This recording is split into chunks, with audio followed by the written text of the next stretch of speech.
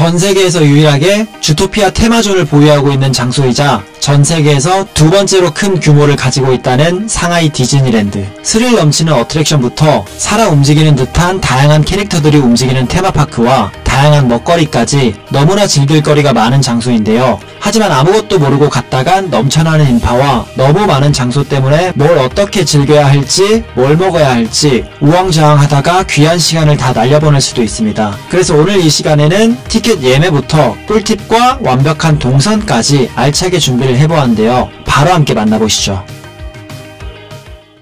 제일 먼저 가기 전에 티켓부터 말씀드리면, 상하이 디즈니랜드는 입장권 가격이 고정이 아니고 일찍 예약할수록 더 저렴하고 늦게 예약할수록 더 비싸지는 시스템입니다. 만약에 얼리버드로 일찍 예약을 하는 경우 성인 기준 7, 8만원 정도의 예약이 가능한 경우도 있고, 거기다가 30위안 식음료 쿠폰도 같이 지급을 해주거든요. 근데 늦게 예약할 경우에는 식음료 쿠폰도 못 받는 경우도 있고, 가격도 비싼 경우에는 12만원, 13만원까지 올라가기 때문에 만약에 방문하는 날짜가 정해졌다면 그 순간 바로 예약을 하는 게 무조건 이득인데요. 예매 사이트는 마이리얼트립, KK데이, 클룩 이 세 사이트가 제일 저렴한 편이고, 보통은 클룩이 제일 저렴한 편이긴 한데 경우에 따라서 마이리얼트립이나 KK데이도 저렴한 경우가 있어서 방문하시려는 날짜에 가격을 비교해보시고 더 저렴한 가격으로 예약을 하시는 걸 추천드릴게요. 그리고 바로 다음 준비할 게 디즈니 리조트 앱 설치인데요. 앱 안에서 지도부터 어트랙션, 대기시간 정보, 음식점 정보, 락커나 퍼레이드 같은 정보들을 다양하게 확인할 수 있어서 디즈니랜드에 방문하기 전 사전에 설치를 해주시는 게 좋고요.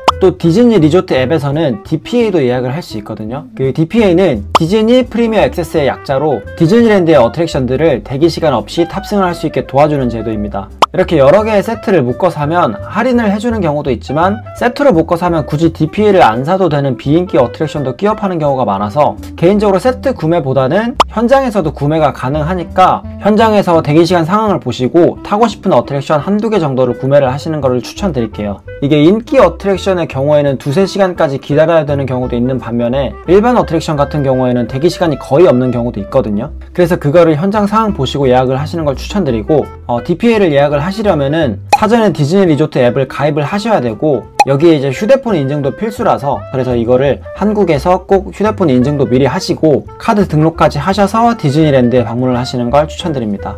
그리고 또 디즈니랜드 안에서는 현금 결제는 거의 없고 웬만하면 알리페이나 위챗페이를 사용하기 때문에 알리페이나 위챗페이도 사전에 꼭 등록을 해두시는 걸 추천드릴게요. 그리고 디즈니랜드의 방문 전 꿀팁들을 말씀을 드리면, 첫 번째는 추천 방문 시간인데요. 마지막 불꽃 축제까지 보신다면 웬만하면 점심 먹고 한두 시쯤 방문하시는 걸 추천드립니다. 왜냐면 오픈런을 할 경우에는 오픈 시간이 8시 반인데 최소 30분에서 1시간 정도는 미리 도착을 해야 되고, 일어나서 준비하고 이동하는 시간까지 생각을 하면 새벽부터 일어나야 되거든요. 근데 불꽃 축제는 저녁 9시 넘어서 보통 시작을 하고, 그거를 마지막까지 기다려서 본다고 생각하면은 생각보다 체력 소모가 굉장히 심하거든요. 거기다가 아침에는 입장하는 대기줄도 굉장히 깁니다. 반대로 점심 먹고 한두 시쯤 도착을 하면 상대적으로 입장하는 대기줄도 짧은 편이라서 금방금방 들어갈 수 있고, 또 마지막 저녁쯤에는 사람들도 꽤 빠지는 편이기 때문에 어트랙션 대기시간도 좀 짧아지는 경향이 있어요. 그래서 대기시간도 좀 짧아지고 마지막 불꽃놀이까지 여유롭게 즐기고 기가를 할 수 있습니다. 두 번째는 이동 동선과 숙소 추천인데요.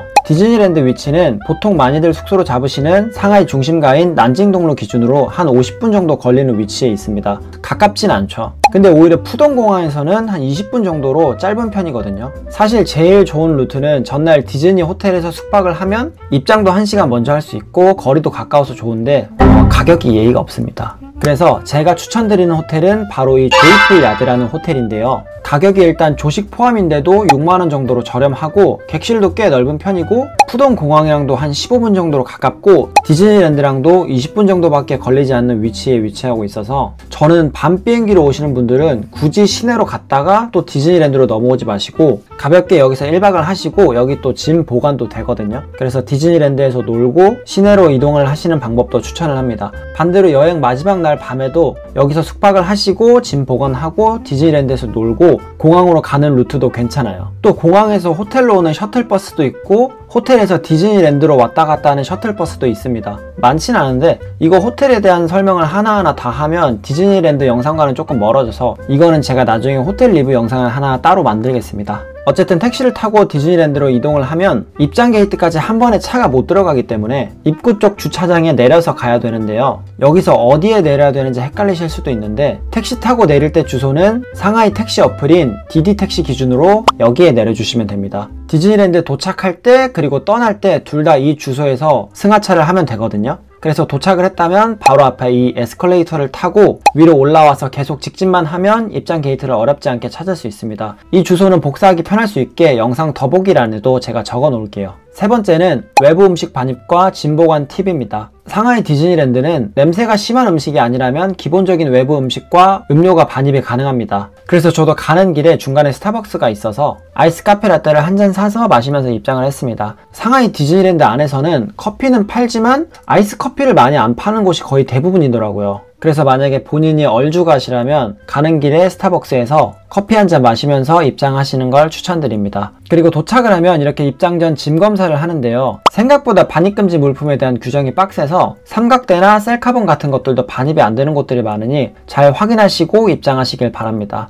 혹시나 반입이 안 되는 물품을 가져오셨거나 캐리어같이 큰 짐들을 가져오셨다면 짐 보관 센터가 크게 두 군데가 있는데 입장 게이트 근처 짐 보관소에서는 셀카봉 같은 소형 짐은 10위안이면 보관이 가능하고 캐리어는 80위안이면 보관이 가능합니다. 근데 만약에 캐리어를 가지고 오셨다면은 택시 타고 내릴 때 에스컬레이터 바로 올라가기 전에 짐 보관소가 하나 더 있거든요. 가격은 90위안이라서 10위안 정도 비싸긴 한데 입장 게이트까지 거리가 좀 있는 편이라서 낑낑대면서 입장 게이트까지 끌고 오지 마시고 그냥 거기서 보관을 하시고 편하게 오시는 게 낫습니다. 크기가 꽤 큰 편이어서 18인치 캐리어 2개에서 잘하면 3개 정도 들어갈 정도의 크기더라고요. 네 번째는 입장 전 준비물입니다. 짐 검사를 무사히 마치고 들어오면 이제 안에서 티켓 확인을 하는데요. 참고로 상하이 디즈니랜드 입장 시에는 여권이 필수이기 때문에 여권을 꼭 챙겨 오셔야 됩니다. 그리고 웬만하면 발이 편한 운동화를 신으시는 걸 추천드릴게요. 상하이 디즈니랜드 진짜 넓습니다. 세계에서 두 번째로 큰 규모의 디즈니랜드고요. 정말 하루 종일 다 돌아도 돌기 힘든 정도의 크기이거든요. 볼거리도 많고 탈거리도 많고 먹거리도 많기 때문에 부지런히 돌아다녀야 되잖아요. 근데 발이 힘들면 금방 지치고 아무것도 하기 싫어지니까 웬만하면 운동화를 신으시는 걸 추천드릴게요. 그리고 중간중간 휴대폰과 본인의 몸이 방전되지 않도록 보조 배터리와 간단한 간식 정도도 챙겨 가시는 걸 추천드릴게요. 자, 이제 티켓 확인까지 하고 들어왔다면 우리가 꿈꿔왔던 디즈니랜드가 보이게 됩니다. 입구에서도 인증샷들을 많이 찍으시지만 안쪽으로 조금 더 들어오면 보이는 성이 메인 포토존입니다.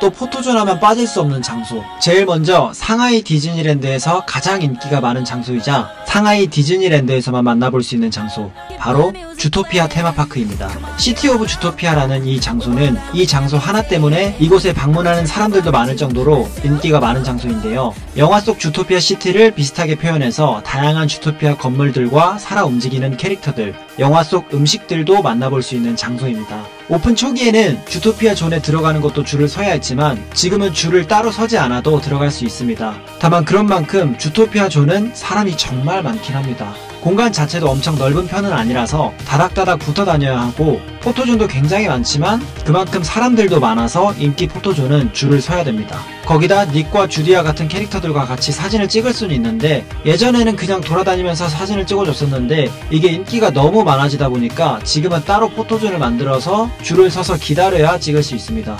근데 이게 같이 사진 찍으려고 기다리는 줄만 한두 시간이 걸립니다. 그래도 기다리면 사진도 시간 제한 없이 원하는 만큼 찍어주고 캐릭터들도 팬서비스도 좋아서 기다리는 사람들이 꽤 많은 편입니다. 저는 그냥 조금 기다리다가 너무 오래 걸릴 것 같아서 앞에서 셀프 셀카 찍고 나왔습니다. 주토피아 존의 어트랙션 이름은 주토피아 핫퍼슈트인데요. 주토피아의 데스타 가젤이 악당들에게 납치되면서 우리가 닉과 주디와 함께 경찰이 되면서 경찰차에 타서 범인들을 같이 추적하는 뭐 그런 형식의 스토리형 다크라이드입니다. 롤러코스터 같은 스릴형 어트랙션은 아니지만 굉장히 몰입감도 높고 다이나믹한 재미가 있는 어트랙션입니다. 우와, 终于来了. 他们在里面玩去了. 우와. 우와.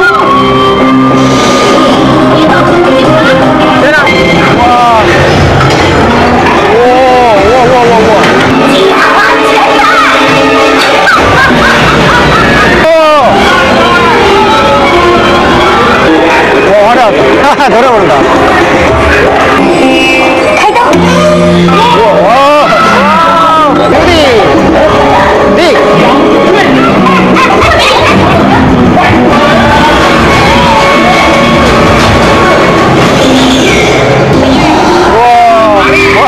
와, 나무늘보다.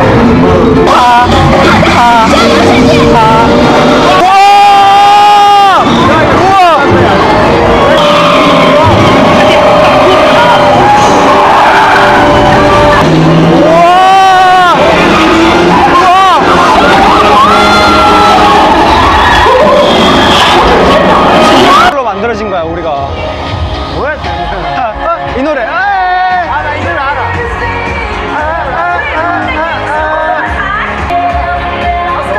너무 재밌다. 진짜 같아. 와. 第一天出警还真是让我印象深刻。 어트랙션 타고 나오면 이렇게 기념품 샵도 있습니다. 근데 가격이 좀 사악하긴 합니다. 그래도 뭐 안에서 구경하고 착용해보는 건 공짜니까 구경은 해볼만 합니다. 주토피아 하퍼슈트는 어트랙션 기다리면서 대기하는 줄에도 이렇게 캐릭터들과 구경할 거리가 많아서 대기줄이 길지 않다면 기다리면서 구경하는 재미도 느낄 수 있습니다. 근데 이제 대기시간 100분이 넘어가고 이러면은 DPA 타는 게 낫긴 합니다.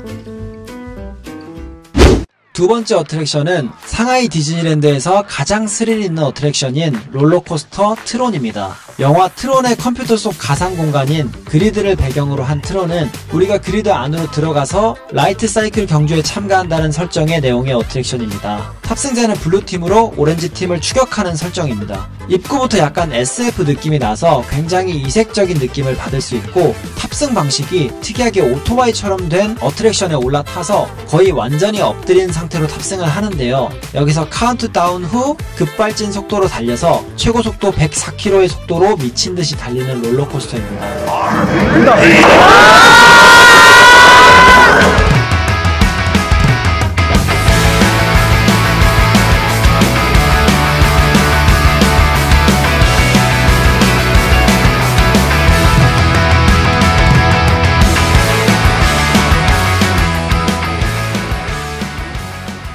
어트랙션을 타고 나오면 또 이렇게 레이싱 게임을 체험해볼 수 있는 레이싱 존도 있습니다. 무난하게 즐기기 좋더라고요.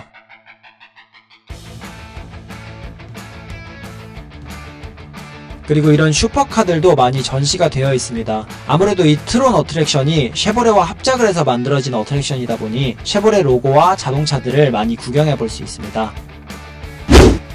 다음 어트랙션은 캐리비안의 해적입니다. 디즈니 테마파크의 대표적인 보트 어드벤처 어트랙션으로 해적과 모험을 테마로 한 다크라이드 어트랙션입니다. 내용을 간단하게 설명하면 우리가 해적들과 함께 잃어버린 보물을 찾아 보트를 타고 같이 모험을 떠나는 느낌의 어트랙션이고, 이 어트랙션은 실외와 실내를 넘나들며 보트를 타고 움직이는 어트랙션인데 맨 처음 야외로 나오면 이렇게 캐리비안의 해적 테마의 식당도 발견할 수 있습니다. 그리고 처음엔 모형인 줄 알았는데 멀리서 잭스페로우가 인사를 해주더라고요. 너무 신기했습니다.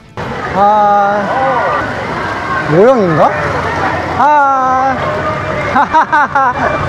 그 후론 이렇게 실내로 들어가게 되는데 마치 영화 속 세트장에 들어온 듯한 느낌이 드는 실감나는 장소들과 함께 서빙 알바 잭스페로우가 아닌 홀로그램 잭스페로우도 구경을 해줍니다. 정말 스케일이 커서 3D 안경을 끼지 않았는데도 마치 3D 영화를 보는 듯한 느낌을 받을 수 있습니다. 정말 실제로 보면 엄청 웅장하고 몰입감도 있어서 시간 가는 줄 모르고 보게 되더라고요.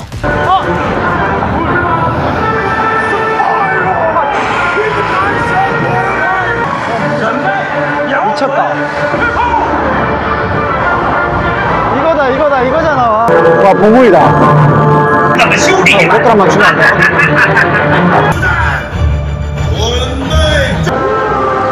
와, 뱃속으로 들어간다.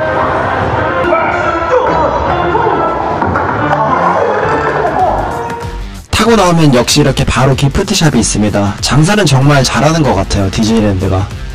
근데 진짜 재밌어요. 이게 3D가 아닌데도 3D 안경을 끼지 않았는데도 타고 있으면서 보면은 막 3D로 보는 것 같아. 와, 생각보다 탑승 시간도 길고 재밌었습니다. 다음 어트랙션은 로어링 래피드입니다. 이 어트랙션은 약간 아마존 플러스 후룸라이드 같은 느낌의 어트랙션이라고 생각하시면 됩니다. 급류를 타고 무인도를 탐험하는 듯한 느낌을 느낄 수 있는 어트랙션입니다. 생각보다 급류가 센 편이고 급 낙하하는 구간도 있기 때문에 스릴도 즐길 수 있습니다.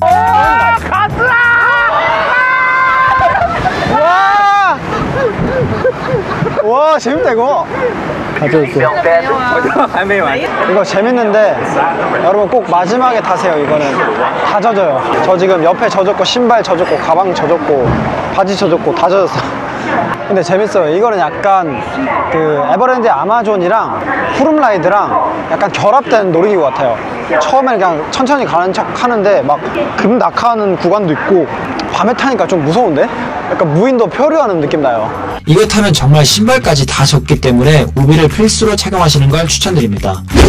다음 어트랙션은 소어링 오버 호라이즌입니다. 이 어트랙션은 무려 87명이 한 번에 탈 수 있는 체험형 4D 플라잉 시뮬레이터로 하늘을 날며 전 세계적으로 유명한 랜드마크를 돌면서 세계 여행을 하는 컨셉이고, 에펠탑부터 북극, 초원, 바다 등등 굉장히 다양한 장소들을 하늘을 날며 구경하는 재미를 느낄 수 있습니다. 마지막 상하이 디즈니랜드로 오면서 세계 여행을 완주한다는 내용의 컨셉입니다. 영상미가 굉장히 좋아서 보는 재미도 있습니다. 탈 수 있으면 무조건 맨 앞자리에서 타는 게 더욱더 생생하게 재밌게 즐길 수 있습니다. 다음 어트랙션은 버즈 라이트 이어 플래닛 레스큐입니다. 이 어트랙션은 슈팅 게임인데요. 토이스토리에 나왔던 버즈 라이트 이어와 함께 우주 속에서 우주의 악당들을 처치하는 내용의 어트랙션입니다. 어트랙션 안에는 이렇게 총도 있고요. 총을 조준하면 이렇게 작은 점이 나타나는데 그걸로 목표물을 맞히면 이렇게 점수가 올라갑니다. 옆 사람과 경쟁도 할 수 있고요. 조이스틱 같은 것도 있는데 누르면 이렇게 타고 있는 어트랙션이 돌아갑니다. 엄청나게 다이나믹한 어트랙션은 아니지만 대기시간이 짧은 편이고, 또 트론 바로 옆에 위치하고 있어서 트론 타고 나오면서 한번 가볍게 타주기 좋은 어트랙션입니다. 다음 어트랙션은 크리스탈 그로토의 향해입니다. 디즈니랜드 내에서 유일하게 수상순환 투어를 제공하는 어트랙션으로 크루즈 유람선을 타는 느낌을 받을 수 있는 어트랙션입니다. 어트랙션을 타고 미녀와 야수, 알라딘, 인어공주, 라푼젤 등등 다양한 디즈니 애니메이션들의 대표 장면들이 재현되어 있는 장소를 관람하며 어트랙션을 탈 수 있습니다. 사실 어트랙션이라기보다는 진짜 크루즈 유람선을 타는 느낌이라서 개인적으로는 이 어트랙션을 밤에 타는 게 야경도 예뻐서 가능하다면 야간에 타시는 걸 추천드리는 어트랙션입니다. 이번에는 먹거리에 대해서 살펴보면 제일 먼저 주토피아 존에서 보여드렸던 이 대형 도넛과 대형 아이스크림 모양의 초콜릿, 100번 양보해서 도넛은 그래도 먹을 수 있는데 초콜릿은 사는 거 비추합니다. 도넛은 하나 2만원 정도이고 초콜릿은 4만원입니다. 보기에만 예쁘지 그냥 일반 초콜릿 맛이고 물려서 많이 먹지도 못해서 돈 아깝습니다. 근데 같이 들고 사진 찍고 이러는 용도로는 괜찮은 것 같아요. 그리고 또 주토피아에 나왔던 이 발바닥 모양의 아이스크림은 겉으로 봤을 땐 딸기 맛일 줄 알았는데 먹어보니까 약간 토마토 맛 비슷하게 나더라고요. 요거는 맛있었습니다. 옛날에 아이스크림 중에 약간 토마토마 맛이랑 좀 비슷하더라고요. 그리고 캐리비안의 해적 어트랙션 근처에는 이렇게 터키 레그, 일명 칠면조 다리를 판매하고 있는데요. 이것도 디즈니랜드 내에서 인기가 많은 음식입니다. 가격은 85위안이고 맛은 괜찮은 편입니다. 근데 식으면 약간 칠면조 잡내가 조금 나긴 해서 따뜻할 때 바로 드시는 게 좋고, 혼자 먹기에는 양이 좀 많고 물려서 둘이서 나눠 먹는 게 좋을 것 같습니다. 다음은 트론 어트랙션 근처인 스타게이저 그릴 식당에서 파는 이 빨간색 햄버거 레드치킨 버거인데요. 영화 인사이드 아웃의 앵거, 우리말로 버러기에서 영감을 받은 햄버거라고 하네요. 그래서 특이하게 빵 패티색이 빨간색입니다. 맛은 치킨버거라 실패없는 맛있는 맛이었고, 저는 매운 음식을 잘 못 먹어서 스파이시라 걱정을 했는데 크게 맵진 않았습니다. 상하이 디즈니랜드의 퍼레이드는 퀄리티가 좋은 편인데요. 낮과 밤 모두 퍼레이드를 진행하지만 퍼레이드 시간이 고정이 아니고 유동적이기 때문에 디즈니 리조트 앱에서 퍼레이드 시간을 확인할 수 있으니 확인해보시고 시간이 맞다면 구경해보시는 것도 추천드립니다. 마지막 대망의 하이라이트, 바로 디즈니랜드 불꽃놀이인데요. 보통 저녁 9시 전후로 시작을 하고 정확한 시간은 디즈니 리조트 앱을 통해서 확인할 수 있습니다. 많은 사람들이 폐장 시간까지 가지 않고 기다리는 이유 중 하나가 바로 이 불꽃놀이 때문인데요. 그만큼 정말 예쁘고 퀄리티도 좋아서 기다릴 만한 가치가 있다고 생각을 하는 쇼입니다. 직접 보는 게 훨씬 더 예쁘기 때문에 꼭 직접 눈으로 보시는 것을 추천드립니다.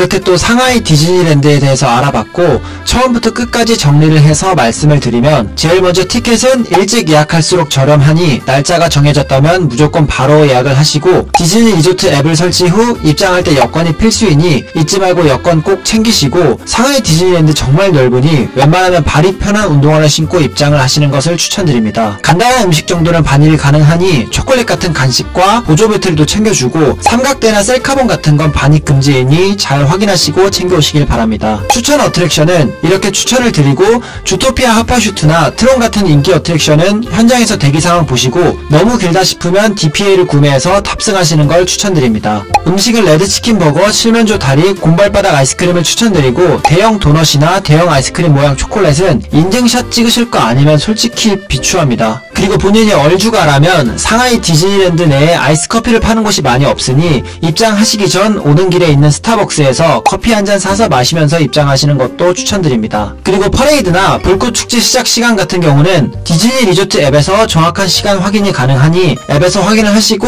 만약에 퍼레이드나 불꽃축제에 크게 관심이 없는 편이라면 그때 어트랙션 대기 시간이 확 줄어드는 편이니 그때 인기 어트랙션을 탑승하시는 방법을 노려보시는 것도 추천드립니다. 오늘 영상은 여기까지이고요. 재밌게 보셨다면 구독과 좋아요 부탁드리겠습니다.